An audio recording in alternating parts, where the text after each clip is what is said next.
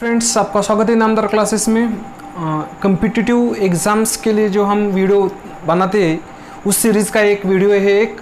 आज हम देखने जाएंगे स्पॉट द एरर्स के एग्जाम्पल्स। पहला एग्जाम्पल है, another change that I notice in him is that he avoids to speak to me. ये सेंटेंस है, देखिए पार्ट ए पार्ट है, ए बी पार्ट है, ए सी पार्ट है और नो एरर का डी पार्ट है। स्पॉट द एरर का जो क्वेश्चन आप सॉल्व करने जाएंगे उस वक्त एक चीज़ ध्यान में रखिए, आपको आंसर कुछ समय ऐसा होगा, आपको आंसर आता है लेकिन आप उसको जस्टिफाई नहीं कर पाते, तब भी चलेगा। आपका इंट्यूशन कहेगा आपको कि हाँ ये आंसर राइट है, लेकिन अगर आपसे कोई पूछेगा कि इसका रीज़न क्या है, आप रीज़न नहीं बता सकेंगे तो भी ठीक है। क्या होता है, हमारे ब्रेन में जो लैंग्वेज का ग्रामर तैयार हुआ होता है, हम उसको फॉलो करना चाहिए हमें। तो अपने इंट्यूशन को फॉलो कीजिए, अगर आप रीज़न बता भी नहीं पाए देंगे तो भी ठीक है। यहाँ पे देखिए, another change that I notice in him, यहाँ पे भी कुछ एरर नहीं दिखता है, is that he avoids to speak to me. देखिए यहाँ पे टू स्पीक के बजाय स्पीकिंग चाहिए, तो ये सेंटेंस का ऐसा राइट कंस्ट्रक्शन क्या है, another change that I notice in him is that he avoids speaking to me. तो टू स्पीक के बजाय स्पीकिंग चाहिए था, यानी ऑप्शन सी हमारा राइट आंसर होगा।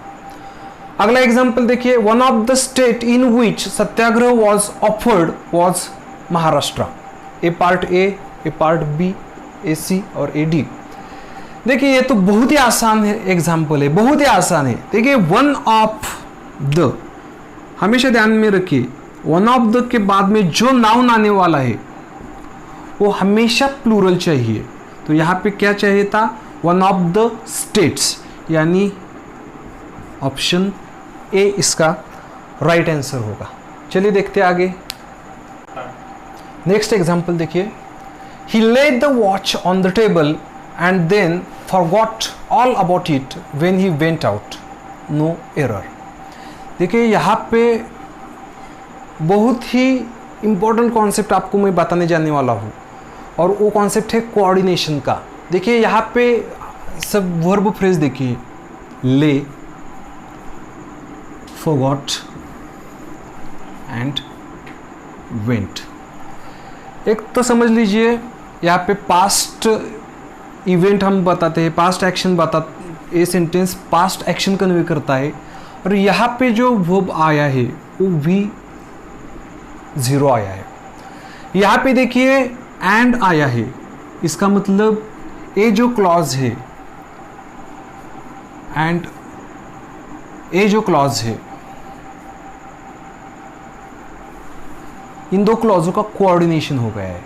और जब कोऑर्डिनेशन होता है तब देखिए इसका भी सब्जेक्ट ही है, यानी टू सेंटेंसेस कैसे थे यहाँ पे, he lay the watch on the table and then he forgot all about it. देखिए इसका वर्ब फ्रेज भी ईडी है, तो इसका वर्ब फ्रेज भी ईडी ही होना चाहिए। कोऑर्डिनेशन में सिमिलर स्ट्रक्चर का कोऑर्डिनेशन होता है, टू डिफरेंट स्ट्रक्चर का कोऑर्डिनेशन नहीं होने वाला है। अगर यहाँ पे V है तो यहाँ पे V ही होना चाहिए। तो आप बोल सकते हैं कि यहाँ पे V0 है तो यहाँ पे V0 होना चाहिए था, लेकिन यहाँ पे V0 स्ट्रक्चर ही गलत है, यहाँ पे लेज होना चाहिए था। अगर यहाँ पे VS होता तो यहाँ पे भी VS होना चाहिए, लेकिन यहाँ पे पास्ट है, तो यानी कि सेंटेंस पास्ट एक्शन कन्वे कर रहा है। एक ही वर्ब हमारा प्रेजेंट में है, प्रेजेंट में भी गलत फॉर्म है वर्ब का, यहाँ पे V0 है, यहाँ पे प्रेजेंट में VS चाहिए था, बिकॉज थर्ड पर्सन सिंगुलर है हमारा सब्जेक्ट। तो ये जो वर्ब है वो गलत हो गया, सब्जेक्ट वर्ब कॉनकॉर्ड के अनुसार भी गलत हो गया, कोऑर्डिनेशन के अनुसार भी वहाँ पे VED है, यहाँ पे भी VED है, तो यहाँ पे भी VED होना चाहिए, क्योंकि इन दो स्ट्रक्चर का कोऑर्डिनेशन हो गया है। पहले क्लॉज में VED है तो कोऑर्डिनेशन में दूसरे फ्रेज में भी VED ही होना चाहिए। ध्यान में रखिए, एक कोऑर्डिनेशन हो गया है।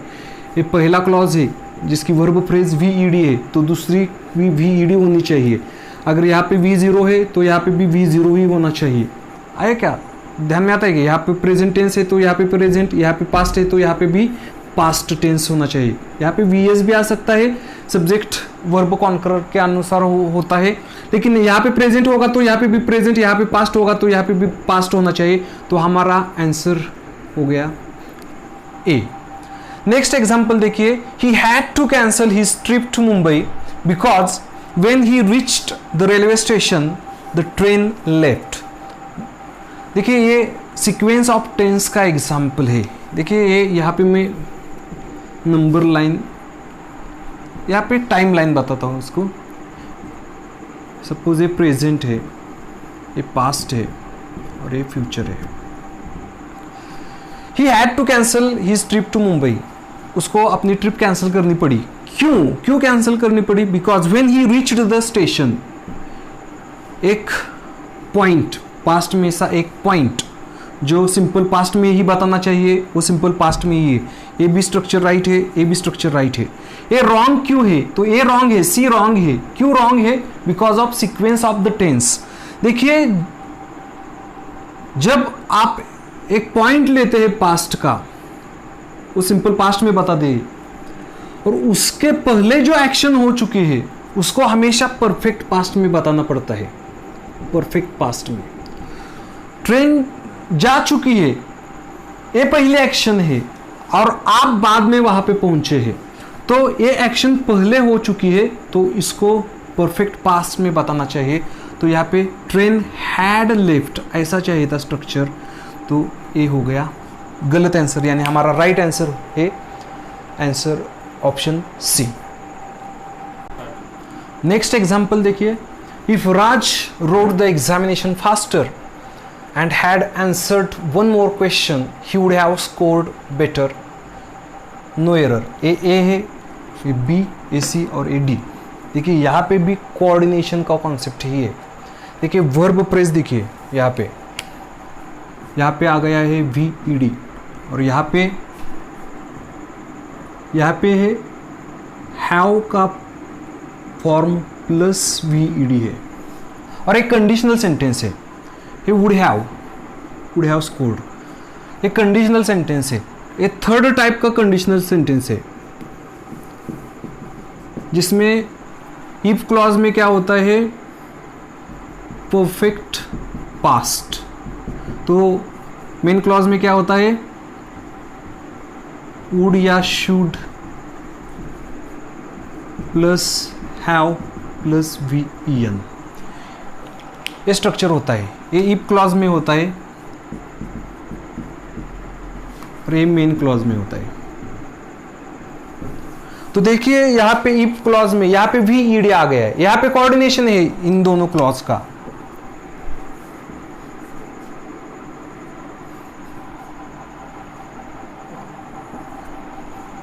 इसका सब्जेक्ट भी राज ही है,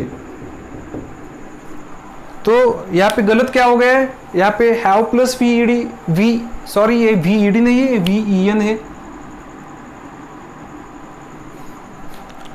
तो यहाँ पे VED आया है और वहां पे VEN आ गया है, और उसके पहले हैव का फॉर्म आ गया है। तो कंडीशनल थर्ड के अनुसार तो ये यहाँ पे हैव प्लस VEN चाहिए था। यहाँ पे इफ राज हैड रिटन ये चाहिए था। कोऑर्डिनेशन के भी अनुसार ये गलत है यहाँ पे फ्रेज, और कंडीशनल थर्ड के स्ट्रक्चर के अनुसार भी ये फ्रेज गलत है। तो हमारा ए पार्ट एरर है, तो हमारा आंसर हो गया ए। नेक्स्ट एग्जांपल देखिए, Ramesh is the one who always finds fault with whatever I do, no error. A B, A C और ए डी। देखिए रमेश इज द वन, यहाँ पे कोई फॉल्ट नहीं है, यहाँ पे कोई एरर नहीं है। हु ऑलवेज फाइंड्स, ये हु जो रमेश के लिए ठीक है, ऑलवेज फाइंड्स ठीक है, यहाँ पे प्रेजेंट है, यहाँ पे भी प्रेजेंट है। Fault with whatever I do, यहाँ पे भी प्रेजेंट टेंस है। सब्जेक्ट वर्ब एग्रीमेंट ठीक है, यहाँ पे भी सब्जेक्ट वर्ब एग्रीमेंट ठीक है, यहाँ पे भी सब्जेक्ट वर्ब एग्रीमेंट ठीक है। तो इस एग्जाम्पल में कोई भी एरर नहीं है, हमेशा एरर होगा ऐसे नहीं होगा, तो नो एरर हो गया हमारा आंसर। देखते हैं कुछ और example. Next example, he proved that earth moves round the sun, no error. A, B, C और डी। हमेशा वर्ब का ही एरर होगा ऐसे भी नहीं, आप ऐसे नहीं बोलते कि यहाँ पे वी डी है, ये सिंपल पास्ट में है, और यहाँ पे प्रेजेंट वी एस आ गया तो ये गलत हो गया। ये तो गलत नहीं होने वाला है।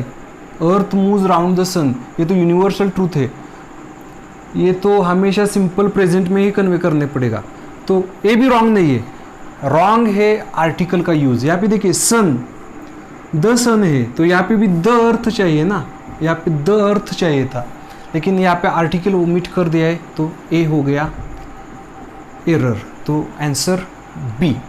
नेक्स्ट एग्जाम्पल देखिए, बहुत आसान एग्जाम्पल, बहुत ही आसान है, बड़ा होने से कुछ नहीं होता, आसान बहुत है।